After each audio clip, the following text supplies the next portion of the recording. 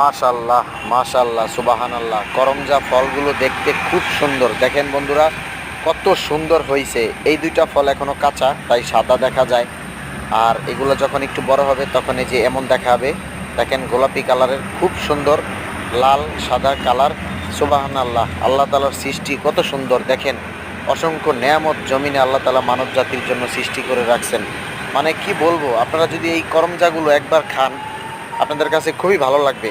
অনেকে কিন্তু এটাকে বিভিন্ন নামে ডাকে, তবে আমি করমজা করমজা বলি, কারণ এই ফলটার নাম করমজা।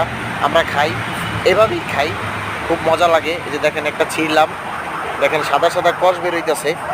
তবে এইটা সমস্যা না, এই কষে কোনো সমস্যা হয় না, খাওয়া যায়, স্বাস্থ্যের জন্য খুবই ভালো এবং টক, হালকা টক, তবে খুবই ভালো। আপনি যদি এই ফলটা প্রসেস করে খাইতে পারেন তাহলে খুবই ভালো, স্বাস্থ্যের জন্য ভালো। দেখেন মাশাআল্লাহ সুবহানাল্লাহ, কত সুন্দর কালার, দেখলেই তো মুখে পানি চলে আসে, জিভে জল চলে আসে টস টস করে। কালারগুলো দেখলে খুবই ভালো লাগে।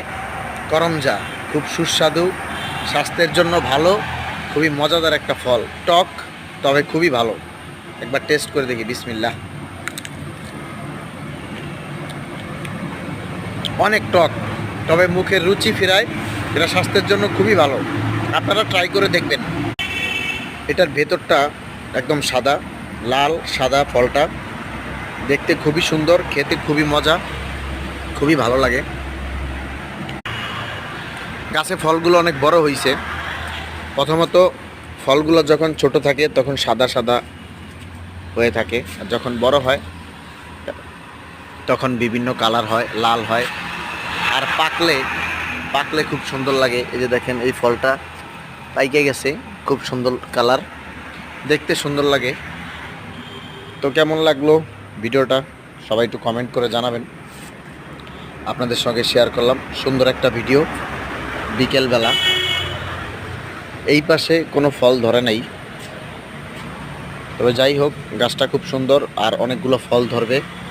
এই পাশে আরও অনেক ফলের গাছ আছে, ওই পাশেও একটা ফলের গাছ আছে। এগুলো সব বিদেশি ফল, এইটাও বিদেশি ফল, তবে আমাদের দেশীয় করমজা।